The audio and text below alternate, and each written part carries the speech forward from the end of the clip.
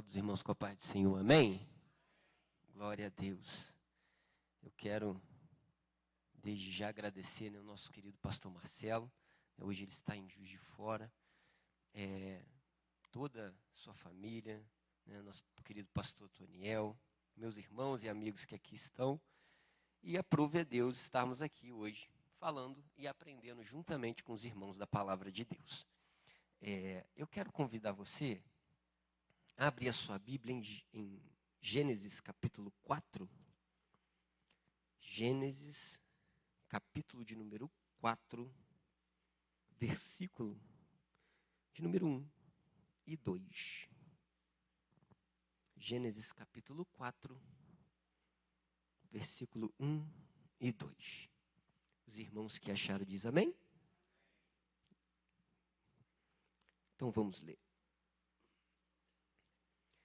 E conheceu Adão a Eva, sua mulher, e ela concebeu e teve Caim, e disse: alcancei do Senhor um varão. Teve mais a seu irmão Abel, e Abel foi pastor de ovelhas, e Caim foi lavrador de terra. Amém? Pode se assentar, queridos. Vamos lá. Irmãos, costumo dizer, e também você já ouviu muito isso, que a palavra do Senhor, ela se renova, né? Você conhece essa história aqui melhor que eu, você falaria muito melhor do que eu, mas Deus, a cada dia que nós lemos, Ele trata algumas necessidades, onde envolve todo o corpo, e irá tratar conosco aqui essa noite, né? De algumas situações. Mas para a gente chegar aqui no capítulo 4, os irmãos estão cansados de saber da criação, né? Capítulo 1, versículo 1, no princípio, criou Deus os céus e a terra. No capítulo 1, nós vemos a criação de Deus. Embora esse ponto aqui, né, depois da terra, no princípio criou Deus os céus e a terra, ponto. Existem diversas teorias, mas quando nós pegamos aqui a partir do versículo 2, vai nos explicar algumas situações. Primeiro, a terra era sem forma e também vazia.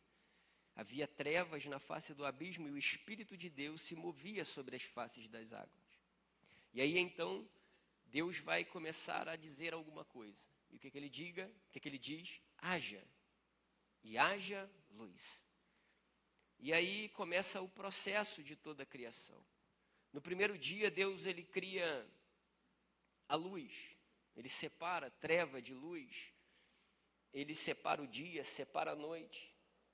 No segundo dia, Deus vai tratar e fazer um firmamento, vamos dizer assim. Terceiro dia, ele vai reunir as águas, ele vai formar os mares, as vegetações. No quarto dia, Deus ele trata com os luzeiros, as estrelas, os planetas. Ele cria o universo, ou melhor, os planetas, vamos dizer assim. No quinto dia, Deus ele cria os peixes, cria as aves, ele cria as criaturas marinhas, do céu, da terra. No sexto dia, Deus ele vai criar alguns animais terrestres e vai nos criar também. O homem à sua imagem e também à sua semelhança. E aonde esse homem iria dominar aqui é cuidar da criação de Deus. Deus tem dado muitas coisas para você cuidar, hein? É mandamento de Deus. Então cuida da sua família, cuida dos negócios que têm chegado à sua mão. Tem gente que não dá valor, né? Porque talvez não teve muito esforço para chegar aquilo em sua mão, mas cuida daquilo que Deus te deu, que Deus te honre mais. Porque isso é mandamento, domine, cuide, não é para oprimir. O domínio não é para você ser melhor do que ninguém, muito pelo contrário, é para cuidar e exaltar o nome do Senhor. Domínio não é um ato de você ser superior, muito pelo contrário, mas é a arte de cuidar aquilo que Deus te confiou. E Deus tem te confiado muita coisa. Deus tem te confiado um homem, uma mulher, uma família. Deus tem te confiado vidas. Deus tem te confiado. Mas nós devemos tomar isso a sério, para que realmente possamos dar valor. Não com um grau de superioridade, muito pelo contrário, mas é porque é um mandamento de Deus. E o que nós vemos na criação? Nós vemos uma ordem.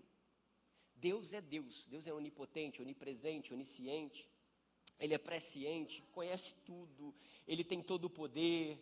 Só que Deus, Ele permite com o Pentateuco nos mostrar, ensinar algumas situações. Ele precisava ser didático para nós entendermos ou tentarmos entender algo da criação.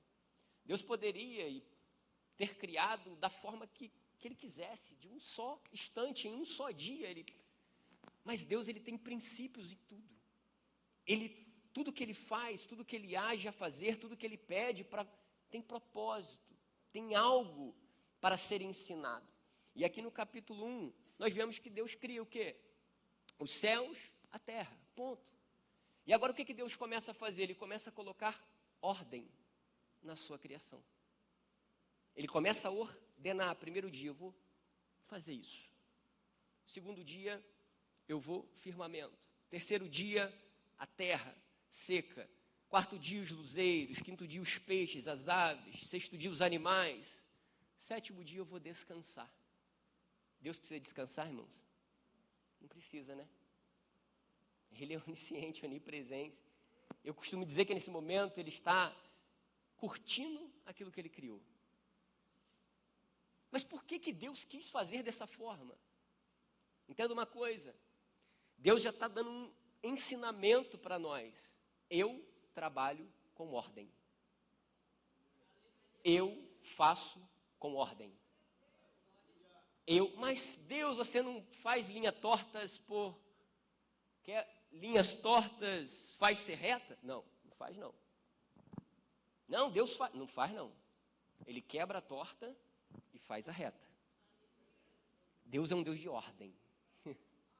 Oh, aleluia. Ele está começando a colocar ordem em algumas. Na bagunça não cresce. Na bagunça não vai. Na bagunça de qualquer jeito, não. Ele coloca ordem para você crescer. Ele coloca ordem para exaltar. Ele coloca ordem. Porque o nosso Deus trabalha com ordem. E ordem e decência. Mas, então lá no Atos capítulo 2, estavam todos reunidos no mesmo lugar, e o Espírito Santo veio como um vento veemente, todos foram cheios do Espírito Santo, começaram a falar novas línguas. E o que você quer dizer com aquilo? Não tinha ordem, não? Aí o texto vai dizer que os de fora começaram a falar, estão embriagados esses loucos. Aí Pedro, não, vamos colocar ordem aqui. Não tem ninguém embriagado, não. Isso aqui é a promessa de Joel. É o Espírito Santo que viria sobre a igreja. Estavam todos reunidos no mesmo propósito. E qual foi a intenção daquele momento de todos estarem reunidos no mesmo lugar? Para pregar o Evangelho de Jesus Cristo. Quando Pedro começa a tomar a palavra, ele fala, não, irmãos, fiquem atrás, não estamos bêbados, muito pelo contrário, estamos cheios do Espírito Santo. O nosso Senhor morreu, mas Ele ressuscitou e nos deixou o Espírito Santo. Arrependei-vos. E ele começa a pregar o arrependimento e aquelas almas começam a ser salvas. Oh, aleluia. Ordem e decência. Peraí, Áquila, o que você está querendo dizer? Que tinha, irmãos, era embriaguez para quem não estava ligado como 120 estavam. Mas quem estava ligado com o Espírito Santo entendia que era poder de Deus. A ordem e decência é entender o discernimento de Deus. Talvez é por isso que você não fala em língua, né? Pode falar, irmão. Se tiver interpretação e se o Espírito Santo estiver falando com você, filho, fala, abre a sua boca e seja cheio do Espírito Santo. É ordem e desce, fica tranquilo. Aqui é uma igreja de pentecostais, com a exposição da palavra de Deus. Tudo se resume a Jesus. Deus quer trabalhar na tua vida com ordem. Se você não gosta de ordem, não gosta de ordem. Eu não gosto, eu gosto de bagunça. Deus trabalha com ordem. Ordem e decência. Paulo fala sobre isso, né? 1 Coríntios capítulo 14, versículo 40, ele está tratando também acerca dos dons, da língua estranha, né? Ou aquele que é dado, né? Acerca do profeta também, que o espírito do profeta é sujeito ao profeta. Paulo está tratando algumas situações com Corinto. Mas aí no versículo 40 ele fala assim: tudo, porém, seja feito com decência e ordem. Ele estava tentando colocar ordem na igreja, porque estava tendo muita bagunça na igreja de Corinto. Um pregava, outro falava, o outro em língua, o outro já não, ninguém entendia nada. Tem que ter ordem. Pode profetizar? Pode, mas com ordem. Pode falar em língua? Pode, mas tem que ter ordem. E vai levar o quê? Exposição da palavra? Vai exaltar o nome de Jesus? Pode, fique à vontade. Você está na casa dele, na casa de oração. Fique à vontade. Mas se for para exaltar ego, para por aí. Porque Deus trabalha com ordem e decência. E ele flui na ordem e na decência. Porque estavam no mesmo propósito, lembra? Está todo mundo aqui no mesmo propósito. Oh, aleluia. É assim mesmo que ele começa a invadir os nossos corações. Oh, e derramando o Espírito Santo dentro de nós. Ordem, decência. E Deus, ele faz ali, cria o homem, forma o homem, né? E ao formar o homem, claro que ele agora desce, ele pega do próprio barro, começa a formar o homem, a sua semelhança, a sua imagem, ele participa daquele momento. Ele participa. Irmão, você tem noção que Deus tem participação. Ele pegou aquele barro e formou você e eu. A sua imagem, a sua semelhança, e a partir daí Adão e Eva, então, vêm a gerar, ou vamos dizer, Adão e Eva estão curtindo a criação, dominando, aprendendo, fluindo as coisas. Só que vem a serpente, aí você conhece, há um diálogo ali com ela, e o perigo do diálogo, né? Dependendo com quem, né? Cuidado com quem você está dialogando, irmãos. Cuidado com quem você está se dialogando. Porque nós somos imitadores, irmãos, não tem jeito. Você nasceu, você vai imitar alguém. Geralmente é alguém de casa. Você vai imitar alguém. E aí, cuidado com quem você pode estar te influenciando. E a influência tem um poder absurdo, tanto para o bem quanto para o mal. Satanás se achegou ali a Adão e Eva e começou a influenciar ela. Começou a trazer alguns questionamentos a ela. Ela, é mesmo? Então vou experimentar esse negócio. Você é igual a ele? Tá bom. Ela se alimenta. Que legal, aconteceu nada. É assim mesmo, né? Adão, chega aí. O negócio é bom, vem para cá. Adão vai e se alimenta também. E aí, normalmente, Deus vai ao mesmo lugar que ele sempre estava. Foi procurar Adão e Eva, sempre ali, andava sobre o jardim, para falar com eles. E o texto vai dizer que agora eles se escondem. Irmãos, não é diferente, né? Quando a gente desobedece ao Deus, que vergonha, não dá? A gente quer fugir. Mas Deus está no mesmo lugar. A gente quer sumir. Mas Deus continua ali. Adão, Eva, cadê vocês? E engraçado que Deus, ele não, a princípio, né, vamos dizer assim, ele não vem em algumas acusações, vamos dizer assim. Claro que há uma desobediência, Deus precisa tratar com eles de uma forma, até pela segurança do homem. Mas Deus vira para eles, no versículo de número 21 do capítulo 3, olha o que o texto diz. E fez o Senhor a Adão e a sua mulher túnicas de pele e os vestiu. Aqui, por causa da vergonha, eles se sentiram envergonhados depois de comer o fruto que não era para comer. Eles se sentiram muito envergonhados, a tal ponto de tentar se esconder de Deus e perceberam que estava nu. Mas Deus pega Adão e Eva e cobre eles da sua nudez. E como não vê um tipo de Cristo aqui, não é? Que cobre aquilo que está envergonhado. Deus, ele não expõe aquilo. Deus, ele não quer expor. Mas vem cá, eu vou cobrir o seu pecado.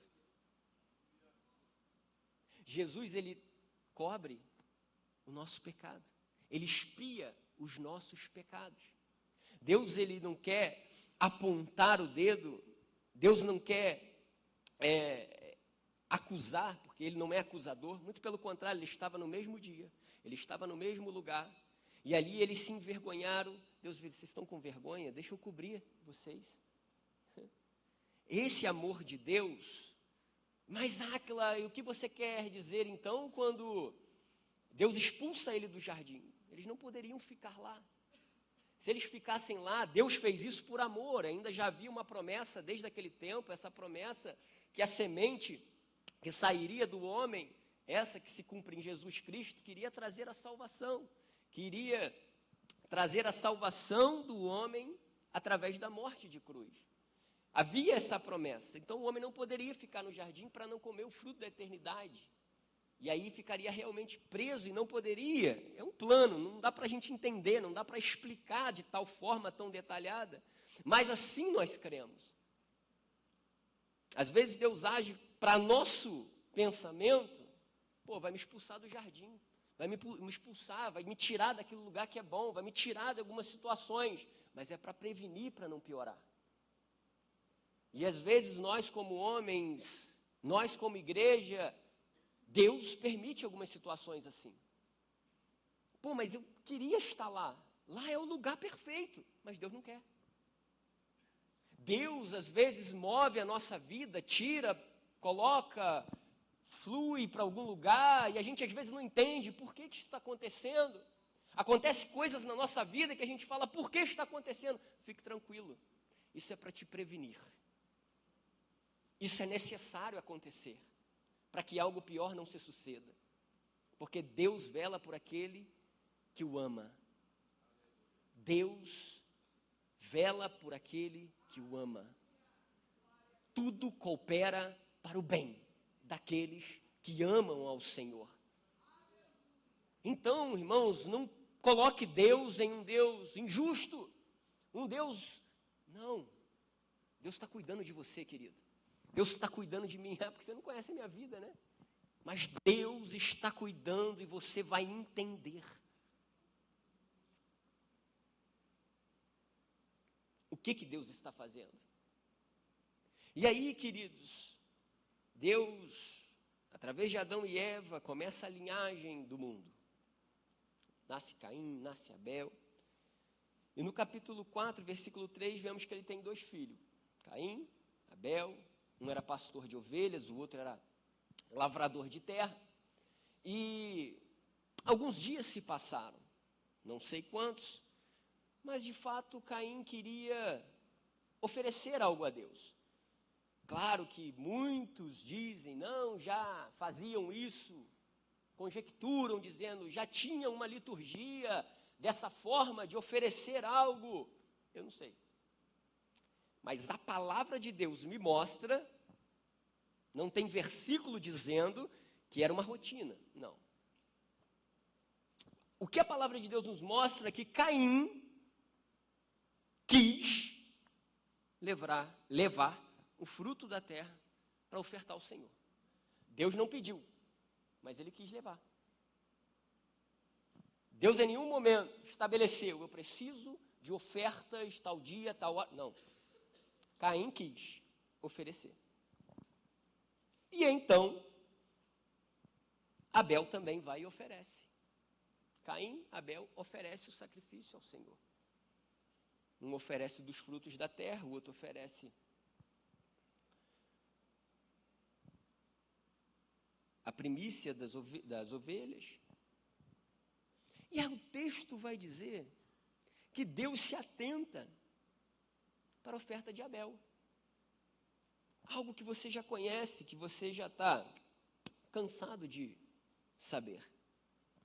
Só que Deus vira lá no versículo 7, diz assim, versículo 6, vamos dizer assim. O Senhor disse a Caim: por que você está irado? Por que seu semblante está diferente, cara? Se bem fizeres, se você está fazendo isso aí de todo o seu coração, não vai haver aceitação para ti, não vou aceitar. Se você fizer bem, mas se você não fizer bem, o pecado jaz às portas, e para ti será o seu desejo, e o seu desejo vai te dominar. Ele quis quem? Caim. Deus não pediu. Ele vai e oferece a Deus. Só que ele fica irritado. E o texto nos mostra que Deus vira para ele: por que você está boladão? Desculpa a palavra. Por que você está irado? Por que você está nervoso, cara? Se você fizesse isso aí para o bem, se você realmente fizesse de todo o coração, se você realmente estivesse ofertando a mim, para que você está irritado? Porque Deus não precisa de esmola não, irmãos. Deus não quer esmola. Esmola só mantém você no mesmo lugar. Imagina Pedro e João indo lá no templo, costumava ir orar, chegou para lá: me dá prata aí, me dá ouro, toma. Esmola mantém no lugar. Mas Deus não, eu não tenho prata e nem ouro, mas o que tenho eu te dou, levanta e anda agora em nome de Jesus. Não vem dar esmola não, irmão, Deus não quer esmola não, porque esmola não tira ninguém do lugar. Esmola você pode ir lá dar lá fora, irmão, não vai tirar ninguém do lugar, mas Deus recebe oferta e adoração de primícias, que não envolve o ego, não envolve a raiva, não envolve a inveja, não está adorando para aparecer, muito pelo contrário. Deus procura os verdadeiros adoradores que adoram o Pai em espírito e em verdade. Se vai sair daqui nervoso porque adorou mal, o problema é teu. Mas tem homens e mulheres aqui que vêm para oferecer um sacrifício vivo nessa noite. Deus não está nem aí para a tua esmola, fica com ela para você, que talvez você pode comprar um pãozinho com mortadela, mas aqui hoje nós viemos adorar e exaltar o nome dEle. Entrega o seu sacrifício, porque Deus sabe o desejo do seu coração. E quem oferece esmola, nós viemos aqui oferecer. E você entende que Abel oferece um sacrifício puro, sacrifício. Deus recebe algo. Do fato de Deus não ter pedido nada, ele está até oferecendo. Quem? Caim. Mas a intenção é maldade no coração. Ele se propôs em ir e fazer, em ajudar. Ele chegou para Deus e falou: não, toma aqui, estou te oferecendo. Só que a intenção era maligna. Como assim, Áquila? Cuidado quem está te oferecendo algumas coisas, hein? Eu quero te ajudar. Eu estou aqui. Mas a intenção pode ser maligna. Mas o que eu faço, Áquila? Tem um Deus todo-poderoso que é dono de toda a sabedoria para te dar opinião no que você vai fazer. E você quer buscar do homem. O véu já não se rasgou, já foi falado aqui, fala com ele, conversa com ele, ele quer orientar a tua vida. Que isso aí é história para carochinha, né? Não, irmãos, Deus é um Deus presente, aquele que clamar, ele vai responder. Os ouvidos dele estão atentos à nossa oração. Mas qual é o problema? A série é muito mais legal que a oração. Qual é o problema? O meu dinheirinho tem que estar alto, eu tenho que trabalhar segunda a segunda. Eu tenho que sustentar o meu carrinho do ano, eu tenho que sustentar, eu não posso orar, não tenho tempo. Temos tempo para todo tipo de entretenimento. Mas para ficar 1h30 na escola bíblica não está. Esses dias, por causa da saúde, eu tendo que nadar um pouco. Fui sozinho, o tempo não estava legal. Eu falei, agora que é bom, sozinho, melhor coisa que tem. Daqui a pouquinho pula um adolescente. Piu! Chegou do meu lado, ele, e aí, nada há muito tempo? Eu falei, não, estou começando agora, tal, para minha saúde, beleza. Começamos a conversar. Aí eu falei, Deus, você trouxe ele aqui por algum motivo. Eu falei, menino, tu vai na igreja? Ele, eu e meu pai, minha mãe, a gente até ia, mas eu tenho judô, eu faço natação 3 dias e começou. Pá, pá, pá, pá. Não dá para ir.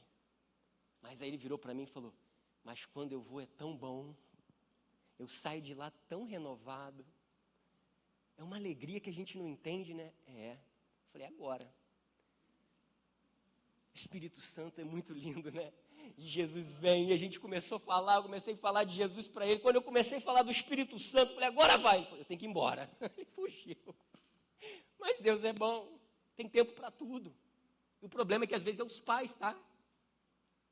Não é o filho, não, é o pai. Você tem que fazer isso, fazer isso, fazer isso. Muitos, e como eu lembro disso? Pais que não deixavam os filhos andar com os jovens da igreja. Vai ver hoje. Por quê? O jovem é pobre demais para o seu filho andar? É? O jovem talvez não tem condição financeira para andar com o teu filho? Aí por isso que tu não envia? Aí depois, onde eu errei? Você como pai e mãe, você tem o domínio. E o domínio da sua casa está na tua mão. Então administra aquilo que Deus tem dado na tua mão. Administra quem Deus tem confiado na tua mão. E deixa Ele cuidar. Cuidado. E a gente tem que tomar muito cuidado, né? Quem oferece muito, assim, A intenção de Caim era uma intenção maligna. Era uma intenção má. Era uma intenção... E o que acontece? Deus chega para ele e fala, Caim infelizmente comete homicídio. Deus vira e fala, o sangue do teu irmão clama a mim. Agora é maldito desta terra. E aí lá no versículo de número 13 do capítulo 4, o texto diz assim, então disse Caim ao Senhor, é maior a minha maldade que a que possa ser perdoado. Eis que hoje me lanças da face da terra e da sua face me esconderei. Serei fugitivo, serei errante na terra. Será que todo aquele que me achar vai me matar? Então Deus vira para ele, misericórdia, né? O Senhor, porém, disse, portanto, qualquer que matar a Caim, olha isso, presta atenção nisso, 7 vezes será castigado. Pôs o Senhor um sinal a Caim, para que não ferisse qualquer que o achasse. E aí agora vai desenrolar a descendência de Caim. Vai desenrolar a descendência, embora no versículo 17 o texto vai dizer que Caim conhece a sua mulher e concebe, teve Enoque. Esse Enoque aqui não é o Enoque descendente de Sete, é outro Enoque. Não é o Enoque que andou com Deus, não. Só para a gente entender o que Deus está falando. E vai desenrolar a descendência de Caim. Caim errou. Caim falhou. Caim cometeu o homicídio. De fato, ele fez isso. Mas o texto nos mostra que vai desenrolar algo. E Deus fala, não, ainda vou ter misericórdia para você. E aí ele vai dizer que... E o texto, a partir do versículo 17, vai desenrolar a descendência de Caim. E para a gente abrir um parêntese, no versículo 23, tem um camarada que é descendente de Caim, que fala assim, e disse Lameque às suas mulheres, Ada e Zilá, ouvi a minha voz, vós mulheres de Lameque, escutai meu dito, porque eu matei um varão. É difícil, né? Mas vamos lá, descendência de Caim, Lameque erra, mata um varão por me ferir. E não satisfeito, ele mata um jovem por me pisar. Aí olha agora a justificação de Lameque.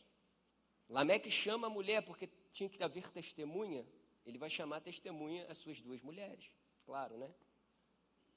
E ele vai dizer assim no versículo 24: porque 7 vezes Caim será vingado, mas Lameque 70 vezes 7. Sabe o que Lameque está fazendo aqui? Não há um preceito acerca disso. Deus falou: ó, Caim, 7 vezes eu vou ferir aquele que te matar. Deus estava prevenindo a Caim, por algum motivo. Só que isso, irmãos, vemos que Lameque, alguém da sua descendência, lá na frente, pega esse texto, pega essa história que foi contada para chegar aos ouvidos dele, e fala assim: ó, vou até melhorar o que Deus falou. Se Deus falou que Caim 7 vezes, comigo, porque eu sou melhor do que ele, 70 vezes 7, a geração que me ferir.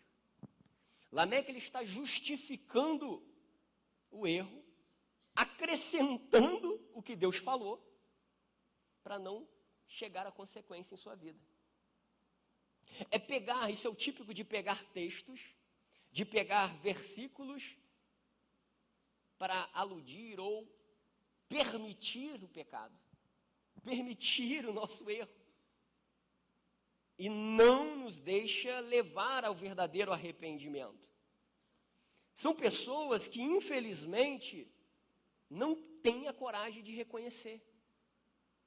E Deus, Ele ama quando nós nos reconhecemos diante dEle. Não tem ninguém aqui melhor do que ninguém. Nós não somos melhores que ninguém, estamos todos aqui na misericórdia, na graça do Senhor. Ah, meu Deus! Mas para de caçar texto para você poder pecar. Ah, mas pode isso, não pode isso. Não, você escolheu o lugar, você escolheu a doutrina, você está aqui porque o Espírito Santo, eu sempre digo com quem eu tenho oportunidade de pessoalmente dizer, não vá para onde Deus não te leva. Não, mas eu vou porque eu gosto daquele lugar, eu vou por causa da fumaça, eu vou por causa daquele show, eu vou porque lá é muito jovem. Não vai se Deus não te envia, porque não suporta, porque não vai aguentar. Mas aonde Deus fala, vai, Ele vai te sustentar, Ele vai te guardar, Ele vai te levantar, Ele vai, porque a palavra dEle não muda. Mas o que temos tido e ouvido é pessoas que pegam textos bíblicos para aludir o pecado, infelizmente. Alguns pegam o texto o texto quando Deus vai repreender o homem com o homem, a mulher com a mulher, e claro que antes ele também vai falar de cultos pagãos. Aí alguns chegam e falam, não, aqui quando Deus vai falar sobre isso no Pentateuco, ele está falando que é para culto pagão, mas quando não é culto pagão não tem problema. Não tem nada a ver. São textos que são tirados para você. Eu tenho que amar o meu irmão, mas é de longe. Pega textos paralelos para fazer a sua vontade. Lameque estava fazendo assim. Lameque estava pegando aquilo, aumentando o que Deus falou. Não aumenta o que Deus fala, não. Não aumenta, não. Não aumenta o que Deus falou com você. Bota o pé no chão. Deus vai te usar, Deus vai te levantar, mas não precisa aumentar. Não precisa sair. Não precisa sair do texto. Não precisa sair da palavra. Porque a igreja cresceu. E quando a gente vai ver lá em Atos capítulo 2, e não só em Atos capítulo 2, todas as vezes que eles iam se reunir para adorar, para exaltar o nome do Senhor, nós vemos que logo depois tem a exposição da palavra, e a palavra que transformava. Não tinha um palanque lá. Não estava um show marcado lá. Não tinha show não, irmãos. Foi pregação, exposição do poder do Espírito Santo e a palavra de Deus. Irmãos, avivamento vem pela palavra. pela mudança de vida, pela transformação. Não adianta acrescentar algo, não adianta pegar a doutrina bíblica e acrescentar, mas do meu jeito que vai dar certo, do teu jeito não vai dar mesmo. É do jeito de Deus e já está aqui na palavra, através da oração, através da palavra, através da comunhão. O Espírito Santo vai continuar trabalhando no meio da igreja. Não inventa aquilo que não está na palavra. Ah, não, mas tem que ter mais animação, tem que ter aquilo, não tem que ter verdadeiros adoradores, que adoram o Pai em espírito e em verdade. Mas tem que ter desse, não tem que ter Deus, tem que ter poder de Deus. E aonde está o poder de Deus? Quando estão todos reunidos no mesmo lugar, com o mesmo propósito, porque na sua mente, nesse momento, se não estiver pensando em se vingar, em um outro, em amanhã eu arrebento ele, Deus não vem, Deus não recebe. Mas se todos estiverem aqui, eu não quero nem saber o dia de amanhã, eu quero te adorar, a sua graça me basta, me ajuda, me dá força, não deixa eu me vingar, não deixa eu fazer o que eu não posso. Ah, o Deus vem e revigora a nossa força com a sua graça. E aqui termina a descendência de Caim. Aqui acabou a descendência de Caim. Como assim acabou? Veio o dilúvio, Noé é descendente de Sete. E quem acabou com a descendência? Foi quem? Deus.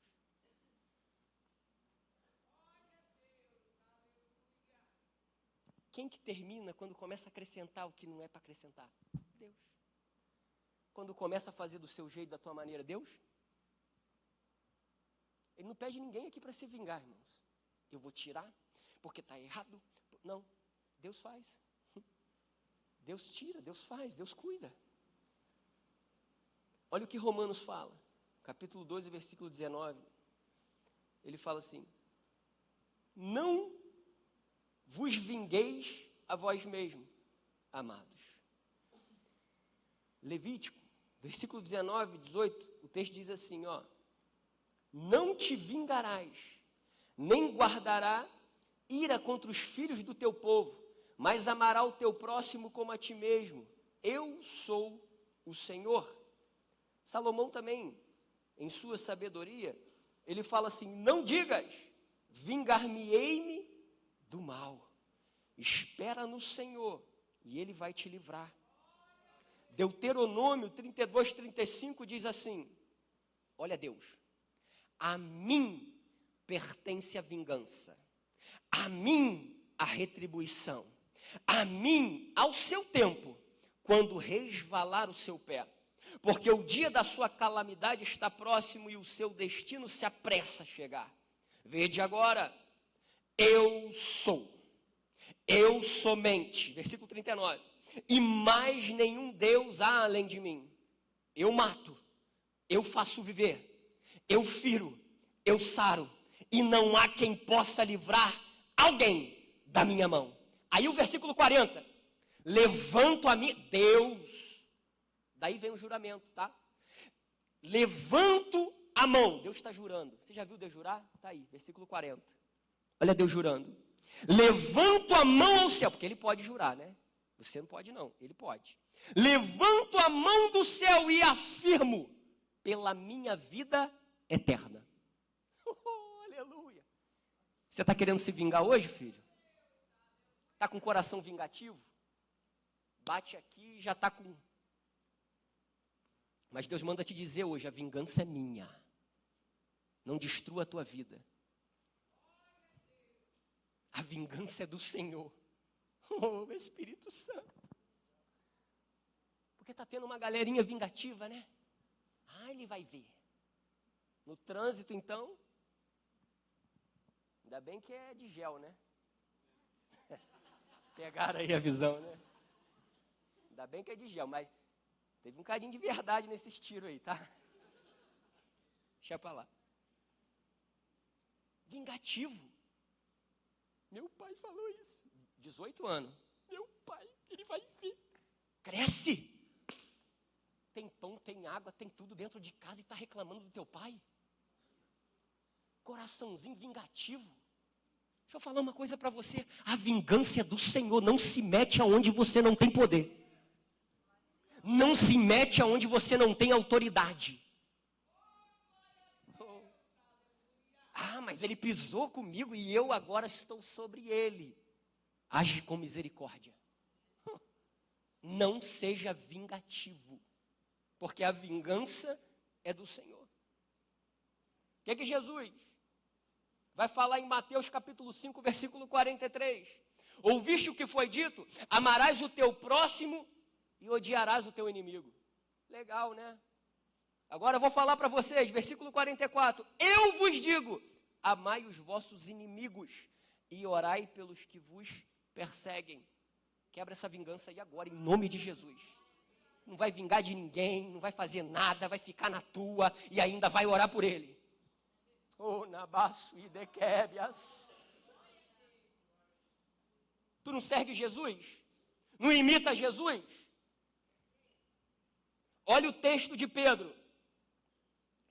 Pedro, capítulo 2, versículo 23. Pois ele, quando ultrajado, Jesus, não revidava com ultraje. Oh, Jesus, para de revidar, irmão. Fica quieto. Fecha a boca. Ah, mas você viu que ela colocou no grupo? Você viu lá que ela falou? Eu vou falar. Fica quieto. Fica quieto. Ah, mas ela gosta de confusão. Ela gosta. Você não, filho. Jesus fazia isso. Sabe o que é ultrajado? É loidorel. Quer dizer, maltratar ou insultar alguém. Jesus não insultava. Ele era insultado, mas ele não insultava. Aí por isso que às vezes teu coração, eu tô nervoso, não tenho paz. Por quê? Será? Por quê? Falou, revidou, falou, revidou, falou, revidou. Teu coração já está para lá de... Olha, 1 Coríntios, capítulo 13, versículo 4, fala assim. O amor é paciente. O amor é benigno. O amor não tem ciúmes. O amor não se ufana. Sabe o que é isso? Ele não se gaba. Amor não quer se gabar. Amor não quer ser melhor do que o outro. Amor não quer se aparecer. Ah, se tu gosta de se aparecer, para agora, em nome de Jesus, porque Jesus, o amor não é assim. O amor não se ensoberbece. Não se conduz inconvenientemente. Não procura os seus interesses. Tem que ser do seu jeito, da tua maneira, né? Então quebra isso agora, não é do teu jeito, não vai ser da tua maneira. Não se espera, não se ressente o mal. Não se alegra com a injustiça, mas regozija-se com a verdade. O amor, tudo sofre, tudo crê, tudo espera e tudo suporta. Efésios, capítulo 4, versículo 2, sabe o que vai falar e vai nos ensinar um pouco mais sobre essa palavra suportar? Diz assim, com toda humildade e mansidão, com longanimidade, suportando-vos uns aos outros em amor. Tem gente que acha assim, eu preciso suportar aquele irmão, né? Tem que suportar ele. Ai, que mala. Não é isso não, tá? A palavra aqui usada é a palavra aneromé, que ela quer dizer sustentar. Aleluia. É dar suporte. Oh, Deus. Então o amor, ele suporta, dá suporte. Você acha que ele está errado? Dá suporte para ele. Estende a sua mão para ele. Você não gosta do jeito? Dá suporte. Não tem nada não, tem que suportar. Tem isso não, tá? O Evangelho de Jesus Cristo nos ensina. Dê suporte àquele que precisa. Dê suporte àquele que ajuda. Abre os teus olhos espirituais. Enquanto muita gente está vendo uma multidão de gente que queria apertar Jesus, Jesus olha para a multidão e fala, são só ovelhas sem pastor que precisam de uma direção. Muda a tua visão, meu querido. Ah, mas aquilo lá é pecador, é sujo, é aquilo. Muda a tua visão. É uma ovelha que está precisando de um pastor a dar direção. E essa direção quem vai dar é você, meu Deus. Abre os teus olhos espirituais. Abre a tua mente, abre o teu ouvido, abre. porque Deus quer te usar. Mas pense e haja como Jesus. Eu quero convidar você a ficar de pé.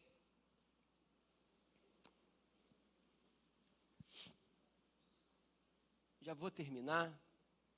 Só vou orar e já vou passar para o pastor Toniel. Suporte, porque o amor dá suporte.